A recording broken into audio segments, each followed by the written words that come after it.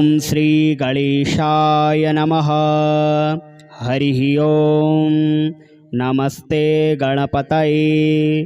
त्वमेव प्रत्यक्षं तत्त्वमसि। त्वमेव केवलं कर्तासि। त्वमेव केवलं धर्तासि। त्वमेव केवलं हर्तासि।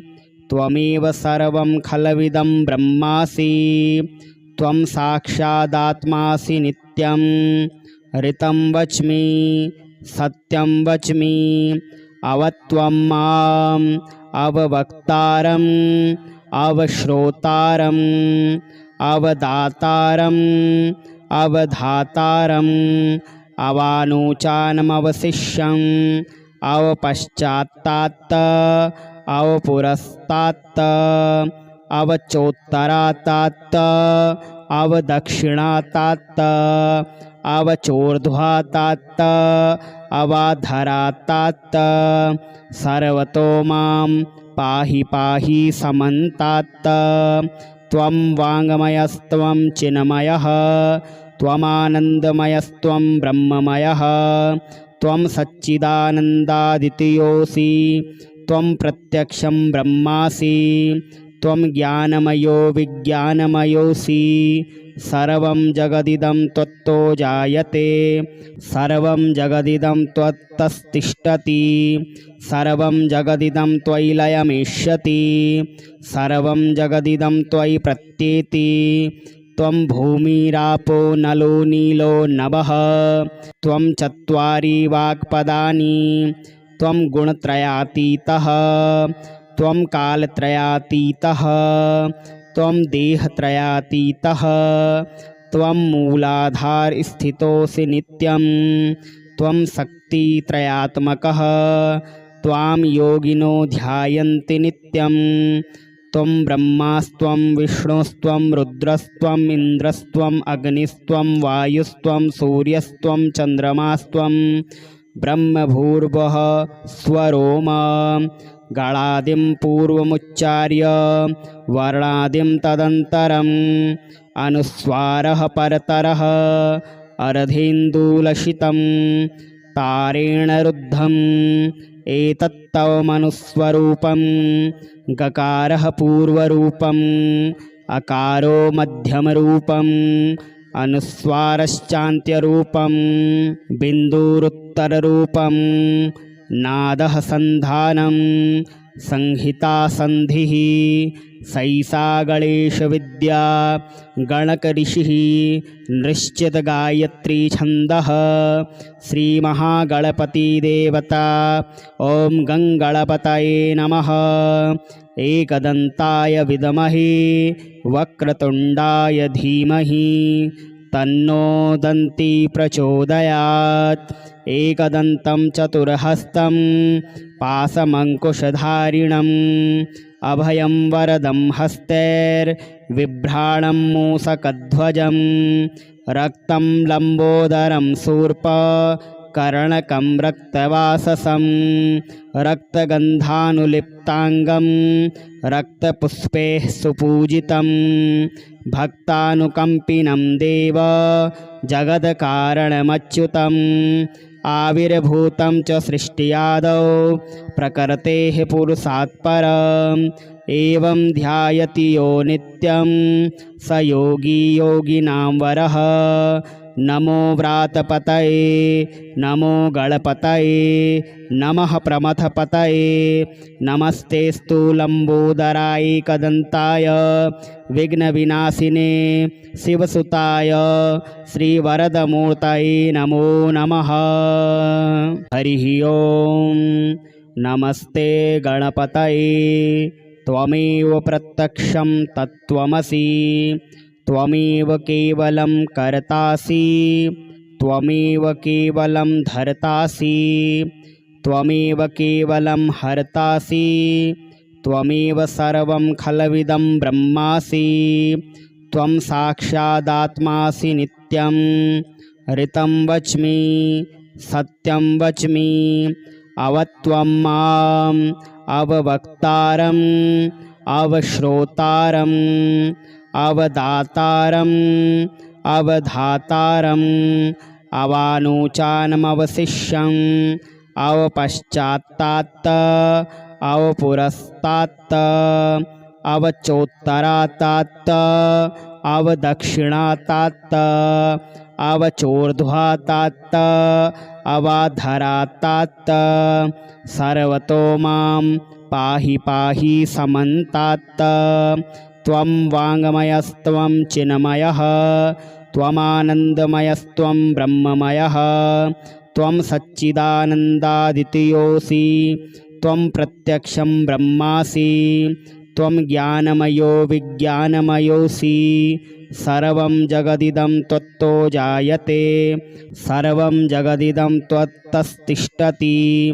सर्वं जगदिदं त्वयि लयमेष्यति सर्वं जगदिदं त्वयि प्रत्येति त्वं भूमिरापो नलो नीलो नभः त्वं चत्वारि वाक्पदानि त्वं गुणत्रयातीतः त्वं कालत्रयातीतः त्वं देहत्रयातीतः त्वं मूलाधारस्थितोऽसि नित्यं त्वं शक्तित्रयात्मकः त्वां योगिनो ध्यायन्ति नित्यं त्वं ब्रह्मास्त्वं विष्णुस्त्वं रुद्रस्त्वम् इन्द्रस्त्वम् अग्निस्त्वं वायुस्त्वं सूर्यस्त्वं चन्द्रमास्त्वं ब्रह्मभूर्भुवः स्वरोम गणादिं पूर्वमुच्चार्य वर्णादिं तदन्तरम् अनुस्वारः परतरः अर्धेन्दुलसितं तारेण रुद्धम्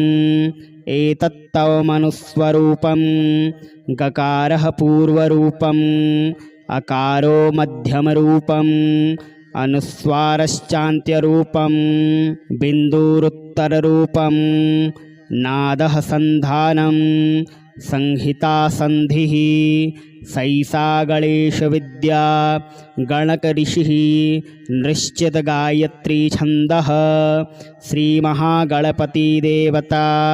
ॐ गङ्गणपतये नमः एकदन्ताय विद्महे वक्रतुण्डाय धीमहि तन्नो दन्ती प्रचोदयात् एकदन्तं चतुर्हस्तं पाशमङ्कुशधारिणम् अभयं वरदं हस्तैर्बिभ्राणं मूषकध्वजं रक्तं लम्बोदरं शूर्पकर्णकं रक्तवाससं रक्तगन्धानुलिप्ताङ्गं रक्तपुष्पैः सुपूजितं भक्तानुकम्पिनं देव जगत्कारणमच्युतम् आविर्भूतं च सृष्टियादौ प्रकृतेः पुरुषात् परम् एवं ध्यायति यो नित्यं स योगी योगिनां वरः नमो व्रातपतये नमो गणपतये नमः प्रमथपतये नमस्तेस्तु लम्बोदराय एकदन्ताय विघ्नविनाशिने शिवसुताय श्रीवरदमूर्तये नमो नमः। हरिः ओं। नमस्ते गणपतये त्वमेव प्रत्यक्षं तत्त्वमसि त्वमेव केवलं कर्तासि त्वमेव केवलं धर्तासि त्वमेव केवलं हर्तासि त्वमेव सर्वं खलविदं ब्रह्मासि त्वं साक्षादात्मासि नित्यं ऋतं वच्मि सत्यं वच्मि अवत्वं माम् अववक्तारम् अवश्रोतारम् अवदातारम् अवधातारम् अवानुचानमवशिष्यम् अवपश्चात्तात् अवपुरस्तात् अवचोत्तरात् अवदक्षिणात् अवचोर्ध्वात् अवाधरात् सर्वतो मां पाहि पाहि समन्तात् त्वं वाङ्मयस्त्वं चिन्मयः त्वमानन्दमयस्त्वं ब्रह्ममयः त्वं सच्चिदानन्दादितयोऽसि त्वं प्रत्यक्षं ब्रह्मासि त्वं ज्ञानमयो विज्ञानमयोऽसि सर्वं जगदिदं त्वत्तो जायते सर्वं जगदिदं त्वत्तस्तिष्ठति सर्वं जगदिदं त्वयि लयमेष्यति सर्वं जगदिदं त्वयि प्रत्येति त्वं भूमिरापो नलो नीलो नभः त्वं चत्वारि वाक्पदानि त्वं गुणत्रयातीतः त्वं कालत्रयातीतः त्वं देहत्रयातीतः त्वं मूलाधारस्थितोऽसि नित्यं त्वं शक्तित्रयात्मकः त्वां योगिनो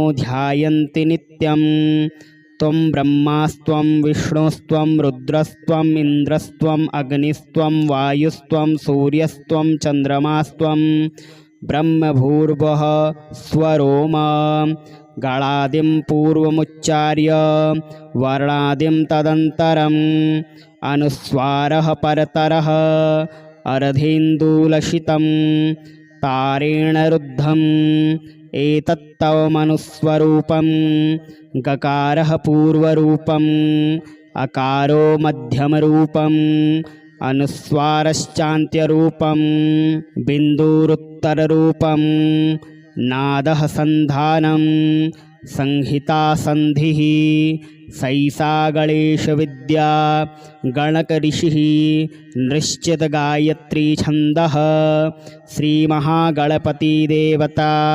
ॐ गङ्गणपतये नमः एकदन्ताय विद्महे वक्रतुण्डाय धीमहि तन्नो दन्ती प्रचोदयात् एकदन्तं चतुर्हस्तं पाशमङ्कुशधारिणम् अभयं वरदं हस्तैर्बिभ्राणं मूषकध्वजं रक्तं लम्बोदरं शूर्पकर्णकं रक्तवाससं रक्तगन्धानुलिप्ताङ्गं रक्तपुष्पैः सुपूजितं भक्तानुकम्पिनं देव जगत्कारणमच्युतम् आविर्भूतं च सृष्टियादौ प्रकृतेः पुरुषात् परम् एवं ध्यायति यो नित्यं स योगी योगिनां वरः नमो व्रातपतये नमो गणपतये नमः प्रमथपतये नमस्तेस्तु लम्बोदराय एकदन्ताय विघ्नविनाशिने शिवसुताय श्रीवरदमूर्तये नमो नमः।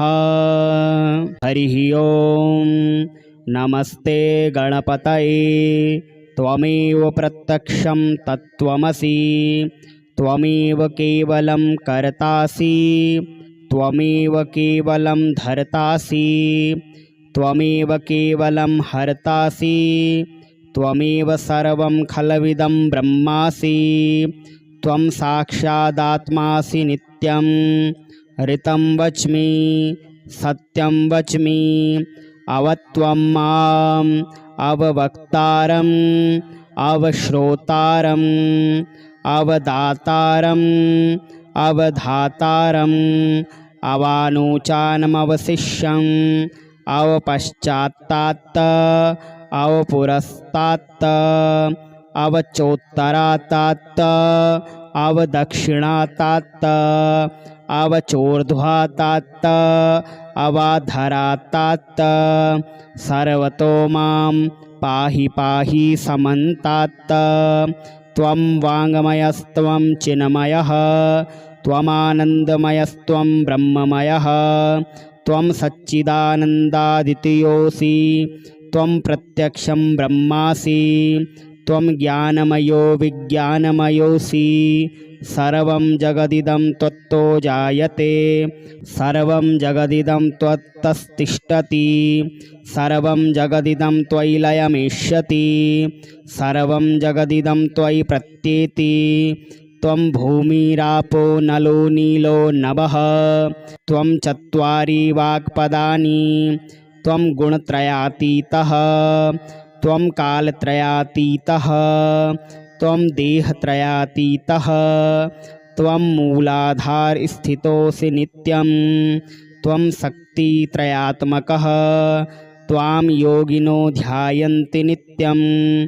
त्वं ब्रह्मास्त्वं विष्णुस्त्वं रुद्रस्त्वम् इन्द्रस्त्वम् अग्निस्त्वं वायुस्त्वं सूर्यस्त्वं चन्द्रमास्त्वं ब्रह्मभूर्भुवः स्वरोम गणादिं पूर्वमुच्चार्य वर्णादिं तदन्तरम् अनुस्वारः परतरः अर्धेन्दुलसितं तारेण रुद्धम् एतत्तव मनुस्वरूपं गकारः पूर्वरूपम् अकारो मध्यमरूपम् अनुस्वारश्चान्त्यरूपं बिन्दुरुत्तररूपं नादः सन्धानं संहिता सन्धिः सैसा गणेशविद्या गणकऋषिः निश्चितगायत्री छन्दः श्रीमहागणपतिदेवता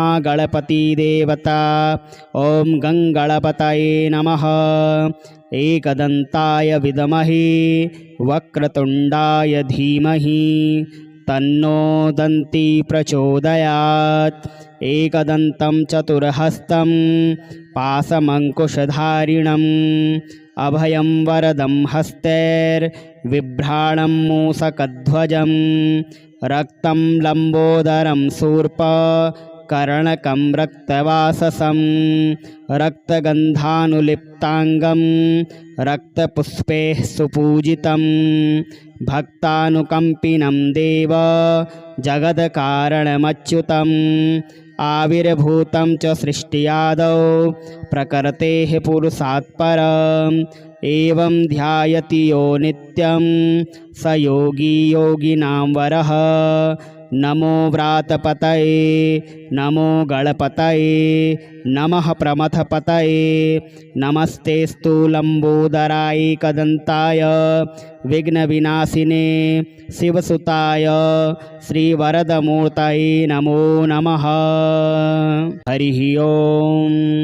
नमस्ते गणपतये त्वमेव प्रत्यक्षं तत्त्वमसि त्वमेव केवलं कर्तासि त्वमेव केवलं धर्तासि त्वमेव केवलं हर्तासि त्वमेव सर्वं खलविदं ब्रह्मासि त्वं साक्षादात्मासि नित्यं ऋतं वच्मि सत्यं वच्मि अवत्वं माम् अववक्तारम् अवश्रोतारम् अवदातारम् अवधातारम् अवानुचानमवशिष्यम् अवपश्चात्तात् अवपुरस्तात् अवचोत्तरात् अवदक्षिणात् अवचोर्ध्वात् अवाधरात्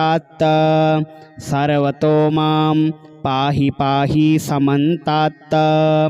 त्वं वाङ्मयस्त्वं चिन्मयः त्वमानन्दमयस्त्वं ब्रह्ममयः त्वं सच्चिदानन्दादितयोऽसि त्वं प्रत्यक्षं ब्रह्मासि त्वं ज्ञानमयो विज्ञानमयोऽसि सर्वं जगदिदं त्वत्तो जायते सर्वं जगदिदं त्वत्तस्तिष्ठति सर्वं जगदिदं त्वयि लयमेष्यति सर्वं जगदिदं त्वयि प्रत्येति त्वं भूमिरापो नलो नीलो नभः त्वं चत्वारि वाक्पदानि त्वं गुणत्रयातीतः त्वं कालत्रयातीतः त्वं देहत्रयातीतः त्वं मूलाधारस्थितोऽसि नित्यं त्वं शक्तित्रयात्मकः त्वां योगिनो ध्यायन्ति नित्यं त्वं ब्रह्मास्त्वं विष्णुस्त्वं रुद्रस्त्वम् इन्द्रस्त्वम् अग्निस्त्वं वायुस्त्वं सूर्यस्त्वं चन्द्रमास्त्वं ब्रह्मभूर्भुवः स्वरोम गणादिं पूर्वमुच्चार्य वर्णादिं तदन्तरम् अनुस्वारः परतरः अर्धेन्दुलसितं तारेण रुद्धम् एतत्तव मनुस्वरूपं गकारः पूर्वरूपम् अकारो मध्यमरूपम् अनुस्वारश्चान्त्यरूपं बिन्दुरुत्तररूपं नादः सन्धानं संहिता संधिः सैसा गणेशविद्या गणकऋषिः निश्चितगायत्री छन्दः श्रीमहागणपतिदेवता ॐ गङ्गणपतये नमः। एकदन्ताय विद्महे वक्रतुण्डाय धीमहि तन्नो दन्ती प्रचोदयात्। एकदन्तं चतुर्हस्तं पाशमङ्कुशधारिणम् अभयं वरदं हस्तैर्बिभ्राणं मूषकध्वजं रक्तं लम्बोदरं शूर्पकर्णकं रक्तवाससं रक्तगन्धानुलिप्ताङ्गं रक्तपुष्पैः सुपूजितं भक्तानुकम्पिनं देव जगत्कारणमच्युतम् आविर्भूतं च सृष्टियादौ प्रकृतेः पुरुषात् परम् एवं ध्यायति यो नित्यं स योगी योगिनां वरः।